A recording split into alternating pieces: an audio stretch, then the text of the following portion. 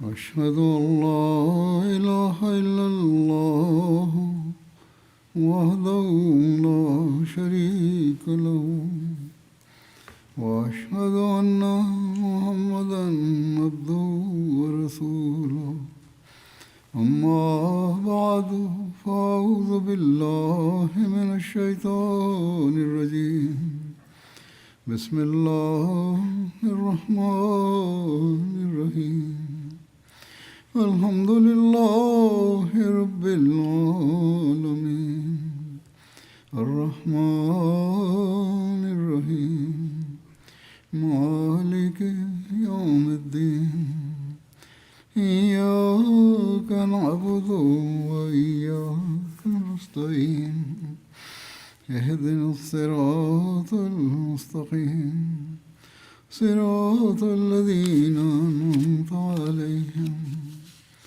غير المغضوب عليهم ولا الضالين.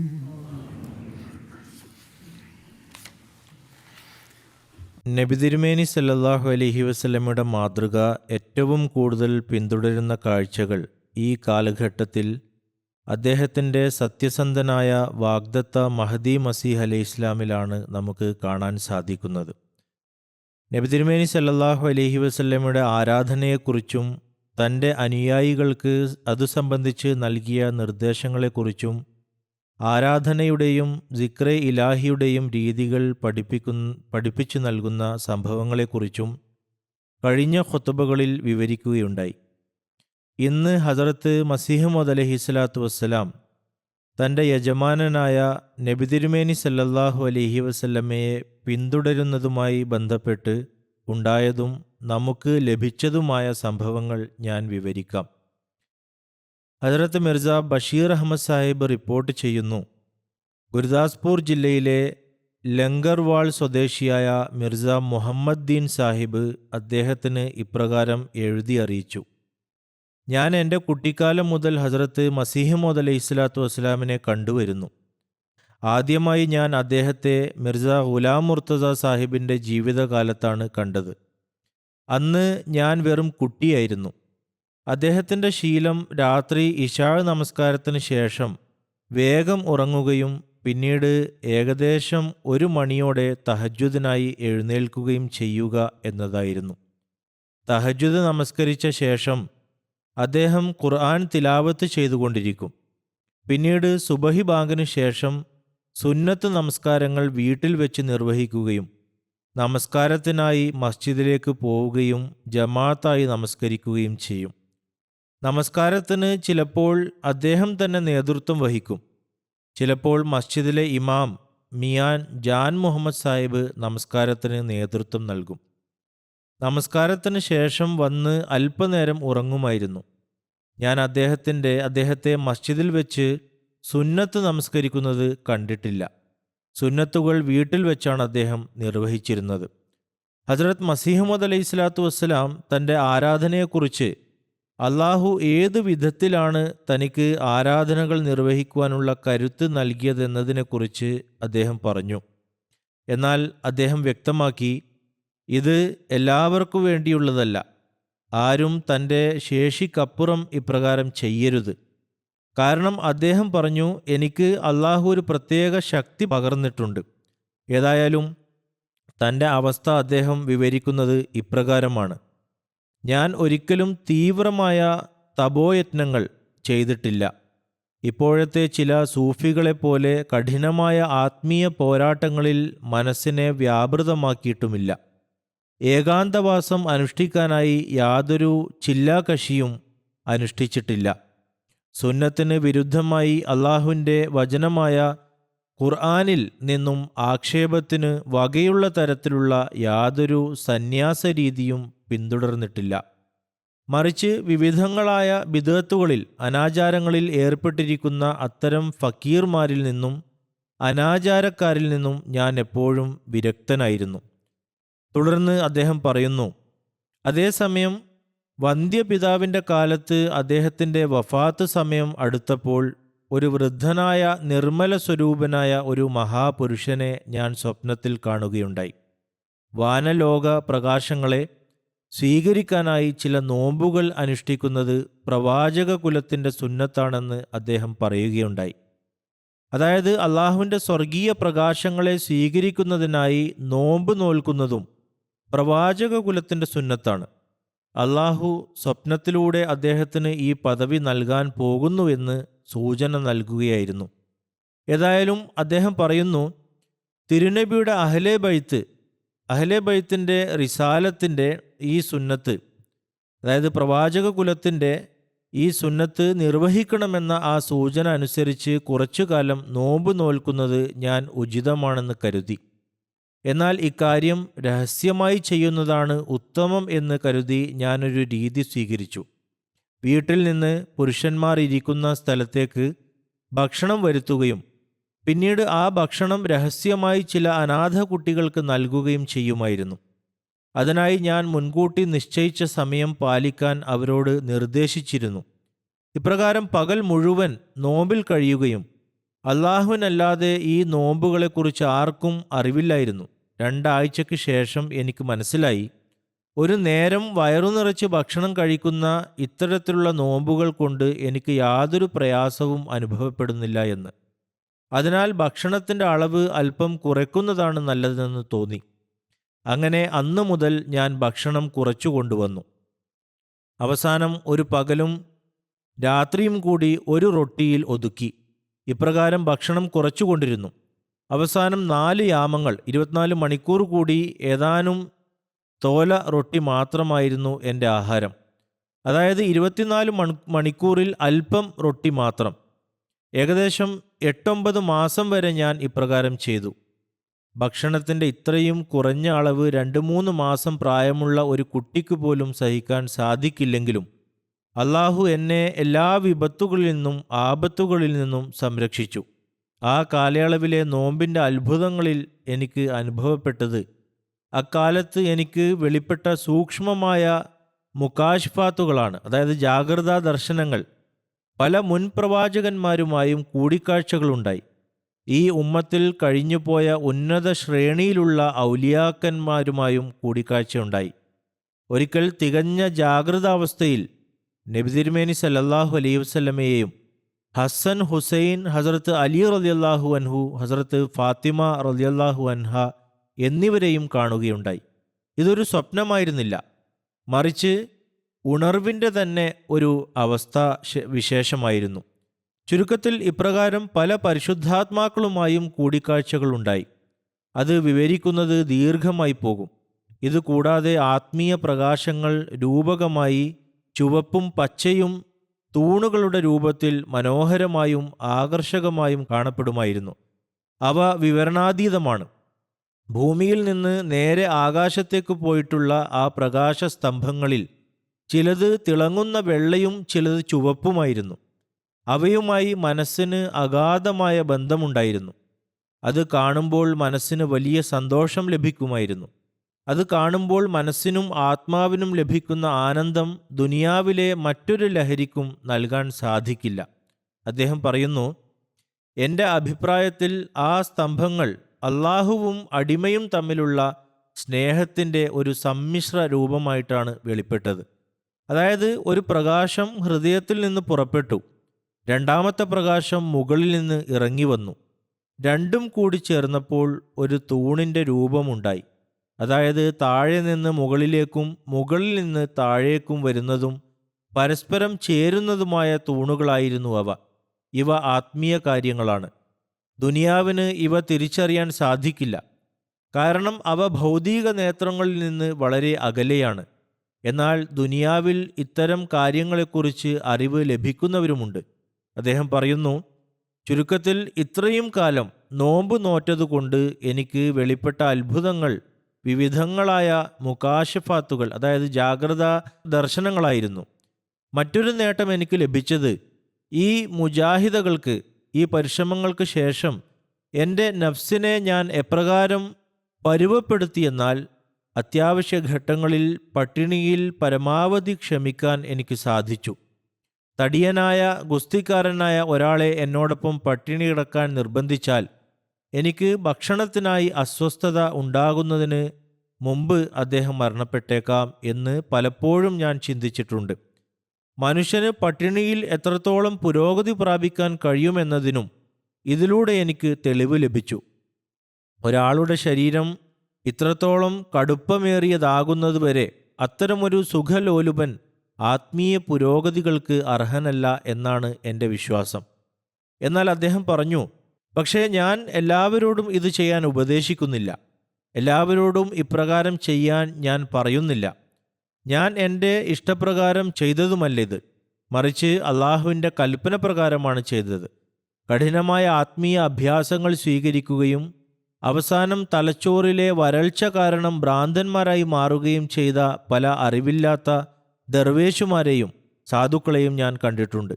തലച്ചോറിൽ വരൾച്ച ഉണ്ടാവുകയും അത് പ്രവർത്തനരഹിതമാവുകയും ശിഷ്ടകാലം ഭ്രാന്തിലോ ക്ഷയം, അസ്തമ തുടങ്ങിയ രോഗങ്ങളിലോ അവർ ചെലവഴിച്ചു. മനുഷ്യരുടെ മസ്തിഷ്ക ശേഷി ഒരേപോലെയല്ല. അതിനാൽ പ്രകൃത്യാ ദുർബലരായ ആളുകൾക്ക് ശാരീരികമായ മുജാഹദകൾ യോജിച്ചതല്ല. അവർ വേഗത്തിൽ അപകടകരമായ രോഗങ്ങളിൽ അകപ്പെടുന്നു. ഏതായാലും ഇസ്ലാം മിതമായ ഒരു മതമാണ്. കൂടാതെ അള്ളാഹുവിൻ്റെ പ്രത്യേക സഹായവും ഇതിലുണ്ട്. അതിനാൽ ഞാൻ ചെയ്ത കാര്യം എല്ലാവരും ശ്രമിക്കരുത് എന്ന് അദ്ദേഹം പറഞ്ഞു. സാധാരണക്കാർക്ക് ചെയ്യാൻ കഴിയുന്ന കാര്യങ്ങൾ ചെയ്യാവുന്നതാണ്. ഏതായാലും അദ്ദേഹം പറഞ്ഞു, മനുഷ്യൻ സ്വന്തം താൽപ്പര്യപ്രകാരം കഠിനമായ മുജാഹിദകളിൽ ഏർപ്പെടാതെ ദീനുൽ അജായിസ്, അതായത് ലളിതമായിട്ടുള്ള മതം സ്വീകരിക്കുന്നതാണ് ഉത്തമം. ദീനിലെ ലളിതമായ കാര്യങ്ങൾ അഥവാ ഒരു സാധാരണക്കാരൻ്റെ ജോലി സുന്നത്തനുസരിച്ച് പ്രവർത്തിക്കുക എന്നതാണ്. അത് സ്വീകരിക്കുക. അതെ, അള്ളാഹുവിൽ നിന്ന് വല്ല ഇൽഹാമും ഉണ്ടാവുകയും അത് ഇസ്ലാമിക ശരീഅത്തിന് വിരുദ്ധവുമല്ലെങ്കിൽ അത് നിർവഹിക്കൽ നിർബന്ധമാണ്. എന്നാൽ ഇന്നത്തെ വിവരമില്ലാത്ത മിക്ക ഫക്കീർമാരും പഠിപ്പിക്കുന്ന മുജാഹിദകളുടെ അന്ത്യം നല്ലതല്ല. അതിനാൽ അവരിൽ നിന്ന് വിട്ടുനിൽക്കണം. ഇപ്പോഴും ചിലർ ഇത് ചെയ്യൂ അത് ചെയ്യൂ എന്നൊക്കെ പറയുന്നു. അത്തരം ആളുകളുടെ വാക്ക് കേൾക്കരുത്. ഇപ്പോൾ TV പ്രോഗ്രാമുകളിലും ഇത്തരം കാര്യങ്ങൾ വരാറുണ്ട്. മനുഷ്യൻ മിതത്വം എന്താണെന്ന് നോക്കി അത് സ്വീകരിക്കണം. തൻ്റെ കരുത്തനുസരിച്ച് അള്ളാഹുവിനോടുള്ള കടമകളും അതുപോലെ തന്നെ സൃഷ്ടികളോടുള്ള കടമകളും നിർവഹിക്കാൻ ശ്രമിക്കണം. ആരാധനയുടെ രീതികളും നബി തിരുമേനി സല്ലല്ലാഹു അലൈഹി വസല്ലം പഠിപ്പിച്ചതിൽ കുറഞ്ഞ നിലവാരമെങ്കിലും നേടിയെടുക്കാൻ ശ്രമിക്കുകയും അതിൽ പുരോഗതി പ്രാപിക്കുകയും വേണം. സാവധാനം പുരോഗതി ഉണ്ടാകും. എന്നാൽ അനാവശ്യമായി പ്രയാസത്തിലാക്കുന്നത് ഇസ്ലാം വിലക്കിയിട്ടുണ്ട്. അദ്ദേഹം ഇതും വിലക്കിയിട്ടുണ്ട്. കുട്ടിക്കാലം മുതൽ അദ്ദേഹത്തിൻ്റെ അവസ്ഥ എപ്രകാരമായിരുന്നു? ഒരു റിപ്പോർട്ടിൽ ഇപ്രകാരം വരുന്നു. മിസ്ത്രി ഫക്കീർ മുഹമ്മദ് സാഹിബ് പറയുന്നു, തൻ്റെ പിതാവ് ജീവ എന്നു പേരുള്ള ആൾ എപ്രകാരം പറഞ്ഞു തരാറുണ്ടായിരുന്നു. മിർസ സാഹിബ് ഒരിക്കൽ വീടിൻ്റെ മട്ടുപാവിൽ നിന്ന് താഴെ വീഴുകയും കഠിനമായ പരിക്കേൽക്കുകയും ചെയ്തു. മിർസ സാഹിബ് താഴെ വീണ വിവരം അറിഞ്ഞ് ഞങ്ങൾ അദ്ദേഹത്തെ കാണാൻ പോയി. അദ്ദേഹത്തിന് ബോധം വന്നപ്പോൾ ചോദിച്ചത് നമസ്കാരത്തിന് സമയമായോ എന്നാണ്. നമസ്കാരത്തോട് അത്രമാത്രം സ്നേഹമായിരുന്നു. അദ്ദേഹം ഇത് പറഞ്ഞു തരുമ്പോൾ ഞാൻ കുട്ടിയായിരുന്നു. മിർസ ബഷീർ അഹമ്മദ് സാഹിബ് ഹസ്രത്ത് ഡോക്ടർ മീർ മുഹമ്മദ് ഇസ്മായിൽ സാഹിബിൻ്റെ ഒരു റിപ്പോർട്ട് വിവരിച്ചിട്ടുണ്ട്. 1895 റമദാൻ മാസം ഖാദിയാനിൽ ചെലവഴിക്കാൻ ഇടയായപ്പോൾ മാസം മുഴുവൻ ഹസ്രത്ത് സാഹിബിൻ്റെ പിന്നിൽ തഹജ്ജുദ് നമസ്കാരം അഥവാ തറാവീഹ് നിർവഹിച്ചു. അദ്ദേഹം വിത്രു നമസ്കാരം രാത്രിയുടെ അന്ത്യയാമത്തിൽ നിർവഹിക്കാറായിരുന്നു ശീലം. രാത്രിയുടെ അന്ത്യയാമത്തിൽ 8 റക്കാത്ത് തഹജ്ജുദ് നമസ്കാരം 2 റക്കാത്തുകളായി നിർവഹിക്കും. അതിൽ ഒന്നാമത്തെ റക്കാത്തിൽ അദ്ദേഹം എപ്പോഴും ആയത്തുൽ കുർസി പാരായണം ചെയ്യും. അതായത് അല്ലാഹു ലാ ഇലാഹ ഇല്ലാഹു അൽ ഹയ്യുൽ ഖയ്യൂം, അത് അലിയുൽ അലീം വരെ അദ്ദേഹം പാരായണം ചെയ്യും. 2ാം റക്കാത്തിൽ സൂറ ഇഖ്ലാസ് പാരായണം ചെയ്യും. റുക്കൂയിലും സുജൂദിലും യാ ഹയ്യു യാ ഖയ്യൂമു ബിറഹ്മതിക അസ്തഗീസ് എന്ന് ചൊല്ലുമായിരുന്നു. ഞാൻ കേൾക്കാൻ പാകത്തിലുള്ള ശബ്ദത്തിലാണ് അദ്ദേഹം ഓതിയിരുന്നത്. അതായത് വളരെ ഉച്ചത്തിലോ വളരെ പതിഞ്ഞ ശബ്ദത്തിലോ അല്ലാതെ മിതമായ ശബ്ദത്തിൽ. കൂടാതെ അദ്ദേഹം എപ്പോഴും അത്താഴം കഴിച്ചിരുന്നത് തഹജ്ജുദ് നമസ്കാരത്തിന് ശേഷമായിരുന്നു. അത്താഴം കഴിക്കുന്നതിൽ എത്രത്തോളം താമസം വരുത്താറുണ്ടായിരുന്നു എന്ന് വെച്ചാൽ ചിലപ്പോൾ കഴിച്ചുകൊണ്ടിരിക്കുമ്പോൾ ബാങ്ക് വിളിക്കുമായിരുന്നു. ചിലപ്പോൾ ബാങ്ക് അവസാനിക്കുന്നതുവരെ അദ്ദേഹം ഭക്ഷണം കഴിക്കാറുണ്ടായിരുന്നു. ഹസ്രത്ത് മിർസ ബഷീർ അഹമ്മദ് സാഹിബ് എഴുതിയിട്ടുണ്ട്, വാസ്തവത്തിൽ മസാല ഇതാണ്: കിഴക്കേ ചക്രവാളത്തിൽ സുബഹെ സാദിക്ക് തെളിയുന്നതുവരെ, അതായത് യഥാർത്ഥ പ്രഭാതോദയം ഉണ്ടാകുന്നതുവരെ അത്താഴം കഴിക്കുന്നത് അനുവദനീയമാണ്. ബാങ്കുമായി ഇതിന് ബന്ധമില്ല. കാരണം സുബഹി ബാങ്കിൻ്റെ സമയം നിശ്ചയിച്ചിട്ടുള്ളത് സുബഹ് സാദിക്ക് വെളിപ്പെടുന്ന സമയത്താണ്. അതിനാൽ ആളുകൾ പൊതുവെ ബാങ്ക് കേൾക്കുമ്പോൾ സമയം കഴിഞ്ഞു എന്ന് കരുതിപ്പോകുന്നു. അദ്ദേഹം ഒരു ഉദാഹരണം നൽകി. ഖാദിയാനിൽ സുബഹി ബാങ്ക് സുബഹെ സാദിക്ക് അഥവാ യഥാർത്ഥ പ്രഭാതോദയം ഉണ്ടാകുന്നത് അത്രമാത്രം ശ്രദ്ധിക്കാതെ സുബഹെ സാദിക്ക് വ്യക്തമാകുന്നത് വരെ അത്താഴം കഴിക്കാറുണ്ടായിരുന്നു. അപ്പോൾ ശരീഅത്തിൻ്റെ ഉദ്ദേശ്യവും ശാസ്ത്രീയമായോ കണക്ക് പ്രകാരമോ സുബഹെ സാദിക്ക് തുടങ്ങുന്ന അതേ നിമിഷം വരെ ഭക്ഷണം നിർത്തണം എന്നല്ല, മറിച്ച് സാധാരണക്കാരുടെ കാഴ്ചയിൽ പ്രഭാതത്തിൻ്റെ വെണ്മ പ്രകടമാകുമ്പോൾ ഭക്ഷണം നിർത്തണം എന്നതാണ്. തബയ്യുൻ എന്ന വാക്ക് ഇതാണ് സൂചിപ്പിക്കുന്നത്, അത് വ്യക്തമാക്കുക എന്ന വാക്ക്. ഹദീസിലും വരുന്നുണ്ട്. നബി തിരുമേനി സല്ലല്ലാഹു അലൈഹി വസല്ലം പറയുന്നു, ബിലാലിൻ്റെ ബാങ്ക് കേട്ട് നിങ്ങൾ അത്താഴം നിർത്തരുത്, മറിച്ച് ഇബ്നു മക്തൂമിൻ്റെ ബാങ്ക് വരെ നിങ്ങൾ തീർച്ചയായും തിന്നുകയും കുടിക്കുകയും ചെയ്യുക. കാരണം ഇബ്നു മക്തൂം അന്ധനായിരുന്നു. പ്രഭാതമായെന്ന ആളുകൾ ബഹളം വെക്കുന്നതുവരെ അദ്ദേഹം ബാങ്ക് വിളിക്കാറില്ലായിരുന്നു. ഏതായാലും ഇന്ന് കാലം കൂടുതൽ പുരോഗമിച്ചു. പുതിയ ഉപകരണങ്ങളിലൂടെ സുബഹെ സാദിക്കിൻ്റെ കൃത്യമായ സമയം അറിയാൻ സാധിക്കും, അതായത് പ്രബോധോദയത്തിൻ്റെ. അതിനാൽ സാധാരണയായി ബാങ്ക് അവസാന പരിധിയായി നിശ്ചയിക്കപ്പെടുന്നു. ചിലപ്പോൾ തെറ്റുകൾ സംഭവിച്ചേക്കാം. എങ്കിലും അബദ്ധവശാൽ ബാങ്ക് നേരത്തെയായാൽ മുകളിൽ പറഞ്ഞ അതേ തത്വമായിരിക്കും ബാധകം. റമദാൻ തുടങ്ങാൻ പോകുന്നതിനാലാണ് അദ്ദേഹം ഈ മാർഗനിർദ്ദേശം നൽകിയത്. എന്നാൽ പകൽ വെളിച്ചം വന്നോ ഇല്ലയോ എന്ന് നോക്കിയിരിക്കത്തക്ക രീതിയിൽ ആളുകൾ അത്രമാത്രം അയവ് കാണിക്കരുത്. ഏതായാലും നമ്മുടെ ബാങ്കുകളും സമയങ്ങളും വളരെ കൃത്യമായ കണക്കുകൾ പ്രകാരമാണ് നിശ്ചയിച്ചിട്ടുള്ളത്. ഈ കാലഘട്ടം പഴയ കാലത്തേക്കാൾ പുരോഗമിച്ചതായതിനാൽ തെറ്റുകൾ സംഭവിക്കാനുള്ള സാധ്യത വളരെ കുറവാണ്. അതിനാൽ ഓരോ പ്രദേശത്തെയും രാജ്യത്തെയും സമയം അനുസരിച്ച് തയ്യാറാക്കിയ ചാർട്ട് തന്നെ പിന്തുടരുകയും പ്രവർത്തിക്കുകയും വേണം. ഹസ്രത്ത് മിർസ ബഷീർ അഹമ്മദ് സാഹിബ് ഒരു റിപ്പോർട്ടിൽ വിവരിക്കുന്നു, മുഫ്തി മുഹമ്മദ് സാദിഖ് സാഹിബ് ഇപ്രകാരം പറഞ്ഞു: ഹസ്രത്ത് മസീഹ് അലൈഹി സ്വലാത്തു വസ്സലാമിൻ്റെ കാലത്ത് ഒരിക്കൽ സലാത്തുൽ ഇസ്തിസ്ഖ, അതായത് മഴയ്ക്ക് വേണ്ടിയിട്ടുള്ള നമസ്കാരം നടന്നു. അതിൽ ഹസ്രത്ത് സാഹിബും പങ്കെടുത്തു. മൗലവി മുഹമ്മദ് ഹസൻ സാഹിബ് മർഹൂമായിരിക്കാം ഇമാമായിരുന്നത്. ആ നമസ്കാരത്തിൽ ആളുകൾ ഒരുപാട് കരഞ്ഞു. എന്നാൽ ഹസ്രത്ത് സാഹിബിന് പൂർണ്ണമായ ആത്മനിയന്ത്രണമുണ്ടായിരുന്നു. അതിനാൽ അദ്ദേഹം കരയുന്നത് ഞാൻ കണ്ടില്ല. എനിക്ക് ഓർമ്മയുണ്ട്, അതിനുശേഷം വളരെ വേഗം മേഘങ്ങൾ വരികയും മഴ പെയ്യുകയും ചെയ്തു. ഒരുപക്ഷെ അന്നേ ദിവസം തന്നെ മഴ പെയ്തു. ഏതായാലും ഇതിനർത്ഥം നമസ്കാരത്തിൽ അദ്ദേഹം പ്രത്യക്ഷമായി കരയാറില്ലായിരുന്നു എന്നല്ല. തൻ്റെ യജമാന പ്രഭുവിനെ പിന്തുടർന്ന് അദ്ദേഹം ആരാധനകൾ നിർവഹിക്കുന്നതിനെക്കുറിച്ചുള്ള റിപ്പോർട്ടുകൾ ഇപ്രകാരമാണ്: സുജൂദിൽ അദ്ദേഹത്തിൻ്റെ നെഞ്ചിൽ നിന്ന് കലത്തിൽ വെള്ളം തിളക്കുന്നതിന് സമാനമായ ശബ്ദം വരാറുണ്ടായിരുന്നു. അദ്ദേഹം സുജൂദിൽ കിടന്ന് വലിയ വേദനയോടെ കരഞ്ഞുകൊണ്ട് പ്രാർത്ഥിക്കാറുണ്ടായിരുന്നു. ഹസ്രത്ത് മിർസ ബഷീർ അഹമ്മദ് സാഹിബ് ഹസ്രത്ത് അമ്മാജാൻ നുസ്രത് ജഹാൻ ബേഗം സാഹിബയുടെ ഒരു റിപ്പോർട്ട് വിവരിക്കുന്നു. ഹസ്രത്ത് മസീഹുമദ് അലൈഹി സ്വലാത്തു വസ്സലാം 5 നേരം നമസ്കാരം കൂടാതെ പൊതുവെ 2 തരത്തിലുള്ള നഫലുകൾ നിർവഹിക്കാറുണ്ടായിരുന്നു എന്ന് മാതാവ് പറയുന്നു. ഒന്ന്, ഇഷ്റാഖ് നമസ്കാരം, 2 or 4 റക്അത്ത്. ഇത് അദ്ദേഹം വല്ലപ്പോഴും മാത്രമാണ് നിർവഹിച്ചിരുന്നത്. ഇതിൽ പതിവുണ്ടായിരുന്നില്ല. രണ്ടാമത്തേത് തഹജ്ജുദ് നമസ്കാരം, 8 റക്അത്ത്. ഇത് അദ്ദേഹം എപ്പോഴും നിർവഹിക്കുമായിരുന്നു, കഠിനമായ രോഗാവസ്ഥയിലല്ലാതെ. അത്തരം സാഹചര്യങ്ങളിലും തഹജ്ജുദ് സമയത്ത് കിടക്കയിൽ കിടന്നുകൊണ്ട് തന്നെ അദ്ദേഹം ദുആ ചെയ്യുമായിരുന്നു.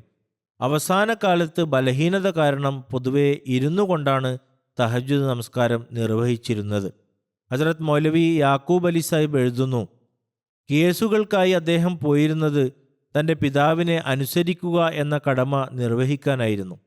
അവിടെ കേസുകൾക്കിടയിൽ ഒരു നമസ്കാരം പോലും ഖലാ ആകരുത് എന്ന കാര്യത്തിൽ അദ്ദേഹം ശ്രദ്ധാലുവായിരുന്നു. ഒരിക്കലും ഖലാ ആക്കിയിട്ടുമില്ല. അതുപോലെ അള്ളാഹുവിനോടുള്ള കടമകളിൽ അദ്ദേഹം ഒരിക്കലും അശ്രദ്ധ കാണിച്ചിരുന്നില്ല. കോടതിയിലിരിക്കെ തന്നെ നമസ്കാര സമയമായാൽ തനിക്ക് അവിടെ മറ്റൊരു ജോലിയുമില്ലാത്ത വിധം അദ്ദേഹം നമസ്കാരത്തിൽ മുഴുകുമായിരുന്നു. പലപ്പോഴും നമസ്കാരത്തിൽ മുഴുകിയിരിക്കെ കോടതിയിൽ പേര് വിളിക്കാറുണ്ട്. എങ്കിലും അദ്ദേഹം തികഞ്ഞ ഹൃദയശാന്തിയോടെ നമസ്കാരത്തിൽ തന്നെ തുടരും. ഒരിക്കൽ അദ്ദേഹം പറഞ്ഞു, ഞാൻ ബട്ടാലയിൽ ഒരു കേസിനായി പോയി. അപ്പോൾ നമസ്കാര സമയമായി. ഞാൻ നമസ്കരിക്കാൻ തുടങ്ങി. അതായത് ഹസ്രത്ത് മസീഹ് അലൈഹി സ്വലാത്തു വസ്സലാം നമസ്കരിക്കാൻ തുടങ്ങി. അറ്റൻഡർ പേര് വിളിച്ചു. പക്ഷേ ഞാൻ നമസ്കാരത്തിലായിരുന്നു. എതിർ കക്ഷി ഹാജരാവുകയും ഞാൻ വരാത്ത സാഹചര്യം മുതലെടുത്ത് ഏകപക്ഷീയമായ നടപടി വേണമെന്ന് വാദിക്കുകയും ചെയ്തു. അയാൾ അതിനായി ഒരുപാട് സമ്മർദ്ദം ചെലുത്തിയെങ്കിലും കോടതി അത് കാര്യമാക്കിയില്ല. കേസ് അയാൾക്കെതിരാവുകയും എനിക്ക് അനുകൂലമായി വിധി വരികയും ചെയ്തു. ഞാൻ നമസ്കാരം കഴിഞ്ഞു ചെന്നപ്പോൾ കരുതിയത് ഒരുപക്ഷെ ജഡ്ജി നിയമപരമായി എൻ്റെ അസാന്നിധ്യം പരിഗണിച്ചിട്ടുണ്ടാകുമെന്നാണ്. നിയമം പറയുന്നത് ഒരു കക്ഷി ഹാജരായില്ലെങ്കിൽ അയാൾക്കെതിരെ വിധി നൽകണമെന്നാണ്. എന്നാൽ ഞാൻ ഹാജരായി നമസ്കരിക്കുകയായിരുന്നു എന്ന് പറഞ്ഞപ്പോൾ അദ്ദേഹം പറഞ്ഞു, ഞാൻ നിങ്ങൾക്ക് അനുകൂലമായി വിധി നൽകിക്കഴിഞ്ഞു എന്ന്. ഇതും ആരാധനയുടെ ബർക്കത്തുകളാണ്. അള്ളാഹു ഇപ്രകാരം അനുഗ്രഹിച്ചു. ഹസ്രത്ത് മിർസ ബഷീർ അഹമ്മദ് സാഹിബ് ഹസ്രത്ത് അമ്മാജാൻ്റെ മറ്റൊരു റിപ്പോർട്ട് ഇപ്രകാരം വിവരിക്കുന്നു. ഹസ്രത്ത് മസീഹ് അലൈഹി സ്വലാത്തു വസ്സലാം വീട്ടിൽ മഗ്രിബ് നമസ്കരിക്കുമ്പോൾ മിക്കവാറും സൂറ യൂസുഫിലെ ഈ വരികൾ പാരായണം ചെയ്യുമായിരുന്നു. ഇന്നമ അഷ്കു ബസ്സി വ ഹുസ്നി ഇലല്ല, ഞാൻ എൻ്റെ സങ്കടവും ദുഃഖവും അള്ളാഹുവിങ്കൽ മാത്രമാണ് ആവലാതിപ്പെടുന്നത്. ഹസ്രത്ത് മിർസ ബഷീർ അഹമ്മദ് സാഹിബ് പറയുന്നു, ഹസ്രത്ത് മസീഹ് അലൈഹി സ്വലാത്തു വസ്സലാമിൻ്റെ ശബ്ദത്തിൽ വലിയ വേദനയും ആർദ്രതയും ഉണ്ടായിരുന്നുവെന്നും അദ്ദേഹത്തിൻ്റെ ഖിറാഅത്ത് അലയടിക്കുന്നതുമായിരുന്നുവെന്നും എനിക്ക് പറയാനാകും. അതുപോലെ ഹസ്രത്ത് മുഹമ്മദ്ദീൻ സാഹിബ് വിവരിച്ചിട്ടുണ്ട്, അദ്ദേഹം പള്ളിയിൽ ഫർള് നമസ്കാരങ്ങൾ നിർവഹിക്കും. സുന്നത്തുകളും നഫലുകളും വീട്ടിൽ വെച്ചാണ് നിർവഹിച്ചിരുന്നത്. ഇശാ നമസ്കാരത്തിന് ശേഷം അദ്ദേഹം ഉറങ്ങുകയും പാതിരാത്രിക്ക് ശേഷം ഉണർന്ന് നഫലുകൾ നിർവഹിക്കുകയും ചെയ്യും. അതിനുശേഷം ഖുർആൻ ഓതും. അദ്ദേഹം മണ്ണെണ്ണ വിളക്ക് കത്തിക്കുകയും സുബഹി ബാങ്ക് വരെ തിലാവത്ത് തുടരുകയും ചെയ്യുമായിരുന്നു. മറ്റൊരു നബിചരിത്രകാരൻ എഴുതിയിട്ടുണ്ട്, അദ്ദേഹത്തിന് ഖുർആനോടും നബി തിരുമേനി സല്ലല്ലാഹു അലൈഹി വസല്ലമയോടും സുന്നത്തിനോടും വലിയ പ്രണയമായിരുന്നു. അദ്ദേഹത്തിൻ്റെ ആരാധനകൾ ഒരിക്കലും ഖുർആനും സുന്നത്തിനും അപ്പുറമായിരുന്നില്ല. 5 നേരം നമസ്കാരം കൂടാതെ തഹജ്ജുദ് നമസ്കാരത്തിൽ വലിയ നിഷ്ഠയുണ്ടായിരുന്നു. ഇഷ്റാഖ് നമസ്കാരവും അദ്ദേഹം നിർവഹിക്കുമായിരുന്നു. എങ്കിലും തഹജ്ജുദ് നമസ്കാരത്തോട് വലിയ സ്നേഹമായിരുന്നു. നമസ്കാരത്തിൽ അള്ളാഹുവിലേക്കുള്ള അദ്ദേഹത്തിൻ്റെ ശ്രദ്ധയും ഏകാഗ്രതയും എത്രത്തോളമെന്നാൽ അദ്ദേഹം ഈ ദുനിയാവിലല്ല എന്ന് തോന്നിപ്പോകുമായിരുന്നു. തഹജ്ജുദ് നമസ്കാരത്തിൽ സൂറ ഫാത്തിഹ വളരെ വേദനയോടെയും ശ്രദ്ധയോടെയും അദ്ദേഹം ഓതുമായിരുന്നു. ഒരുപാട് പ്രാർത്ഥനകൾ ചെയ്യുമായിരുന്നു. തുടക്കകാലത്ത് ചിലപ്പോൾ നമസ്കാരത്തിൽ ശ്രദ്ധ ലഭിച്ചില്ലെങ്കിൽ അദ്ദേഹം വീണ്ടും വീണ്ടും നമസ്കരിക്കുമായിരുന്നു. അദ്ദേഹം പറയുമായിരുന്നു, ഈ മരുന്ന് ഞാനൊരു മദ്യപാനിയിൽ നിന്നാണ് പഠിച്ചതെന്ന്. അദ്ദേഹം പറഞ്ഞു, ഒരിക്കൽ എനിക്ക് നമസ്കാരത്തിൽ ഹൃദയ സാന്നിധ്യം ലഭിക്കുന്നുണ്ടായിരുന്നില്ല. അതിനാൽ ഞാൻ കാട്ടിലേക്ക് നമസ്കരിക്കാനായി പുറപ്പെട്ടു. പോകുന്ന വഴിയിൽ മാർക്കറ്റിലൂടെ കടന്നു പോകുമ്പോൾ ഒരു ഹിന്ദു തൻ്റെ സുഹൃത്തിനോട് പറയുന്നത് കേട്ടു, രാത്രി ഞങ്ങൾ ഒരു പെഗ് മദ്യപിച്ചു, പക്ഷേ ലഹരി വന്നില്ല. അതിനാൽ രണ്ടാമത്തേതും കുടിച്ചു. അതിലും ലഹരി വരാത്തപ്പോൾ മൂന്നാമത്തെ പെഗ് കുടിച്ചു. ചുരുക്കത്തിൽ ലഹരി വരുന്നതുവരെ അയാൾ വീണ്ടും വീണ്ടും കുടിച്ചു. അദ്ദേഹം പറയുമായിരുന്നു, ആത്മീയ ലഹരി ലഭിക്കുന്നതുവരെ വീണ്ടും വീണ്ടും നമസ്കരിക്കുമെന്ന് ഞാൻ കരുതി. ഫർള് നമസ്കാരങ്ങൾ ഇപ്രകാരം ചെയ്യാൻ കഴിയില്ലല്ലോ. നഫലുകളുടെ കാര്യത്തിലായിരുന്നു ഈ ശ്രദ്ധ. നഫലുകൾ ആത്മീയ ലഹരി ലഭിക്കുന്നതുവരെ അഥവാ ഹൃദയ സാന്നിധ്യം ലഭിക്കുന്നതുവരെ വീണ്ടും വീണ്ടും നമസ്കരിക്കും എന്ന് അദ്ദേഹം പറഞ്ഞു. നമസ്കാരം കൂടാതെ ഖുർആൻ പാരായണം, സ്വലാത്ത്, ഇസ്തിഗ്ഫാർ എന്നിവയായിരുന്നു അദ്ദേഹത്തിൻ്റെ വലീഫകൾ, അതായത് ജപ മന്ത്രങ്ങൾ. ഖുർആനോട് പ്രണയമായിരുന്നു. രാവു പകലും ഇരിക്കുമ്പോഴും നടക്കുമ്പോഴും അത് ഓതുമായിരുന്നു. പൊട്ടിക്കരയുമായിരുന്നു. ഞാൻ നേരത്തെ പറഞ്ഞതുപോലെ അവിടെ നമസ്കാരത്തിൽ കരഞ്ഞില്ല എന്നതുകൊണ്ട് അദ്ദേഹം കരയാറില്ല എന്നല്ല അർത്ഥം. അദ്ദേഹം കരയാറുണ്ടായിരുന്നു. ഖുർആൻ ഓതുമ്പോഴും അദ്ദേഹം ഗദ്ഗത കണ്ഠനാകുമായിരുന്നു. സലാത്ത് ധാരാളമായും ചിന്തിച്ചും ഓതുമായിരുന്നു. ചിലപ്പോൾ വലിയ വേദനയോടെ അതിനോടൊപ്പം കരച്ചിലും ഉണ്ടാകുമായിരുന്നു. ഒരിടത്ത് ഇഷ്റാഖ് നമസ്കാരം നിർവഹിച്ചതിനെക്കുറിച്ച് വിവരിക്കുമ്പോൾ തേനിൻ്റെ പ്രാധാന്യത്തെക്കുറിച്ചും അദ്ദേഹം പറഞ്ഞു. ഹിക്മത്ത് അതായത് വൈദ്യവും ആരാധനയും തമ്മിൽ ചേരുന്നിടത്താണ് ആ സംസാരം അവസാനിക്കുന്നത്. തേനും പ്രമേഹവും തമ്മിലുള്ള ബന്ധത്തെക്കുറിച്ച് പറയുകയായിരുന്നു. പ്രമേഹത്തിൽ തേൻ കഴിക്കാമോ എന്ന കാര്യത്തെക്കുറിച്ച് അദ്ദേഹം പറഞ്ഞു. പ്രമേഹം കാരണം എനിക്ക് വലിയ പ്രയാസമുണ്ടായിരുന്നു. ഡോക്ടർമാർ മധുരം അതിന് വലിയ ഹാനികരമാണെന്ന് പറഞ്ഞിട്ടുണ്ട്. അദ്ദേഹം പറയുന്നു, ഇന്ന് ഞാൻ ഇതിനെക്കുറിച്ച് ചിന്തിക്കുകയായിരുന്നു. ചന്തയിൽ ലഭിക്കുന്ന പഞ്ചസാരയും മറ്റും മിക്കവാറും പാപികളായ ആളുകളാണ് നിർമ്മിക്കുന്നത്. അതിനാൽ അത് ദോഷകരമാകുന്നതിൽ അത്ഭുതമില്ല. എന്നാൽ തേൻ അള്ളാഹുവിൻ്റെ വഹിയിലാൽ വെളിപാടിനാൽ നിർമ്മിക്കപ്പെട്ടതാണ്. അതിനാൽ ഇതിൻ്റെ ഗുണം മറ്റ് മധുരങ്ങളെപ്പോലെയല്ല. അത് അവയെപ്പോലെ ആയിരുന്നുവെങ്കിൽ എല്ലാ മധുരങ്ങളെക്കുറിച്ചും ഷിഫാ ഉല്ലിന്നാസ്, മനുഷ്യർക്ക് ഇതിൽ ശമനമുണ്ട് എന്ന് പറയുമായിരുന്നു. എന്നാൽ ഇതിനെക്കുറിച്ച് മാത്രമാണ് പ്രത്യേകം പറഞ്ഞിട്ടുള്ളത്. അതിനാൽ ഈ പ്രത്യേകത ഇതിൻ്റെ ഗുണത്തിനുള്ള തെളിവാണ്.